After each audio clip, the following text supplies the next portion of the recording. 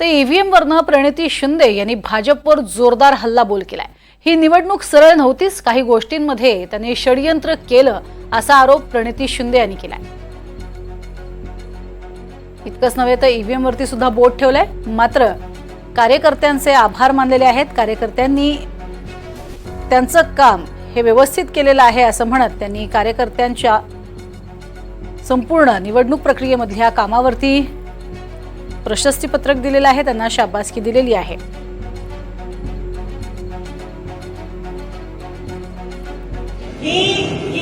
हा विजयच आहे आणि मोदींचा चेहरा बघा तुम्ही।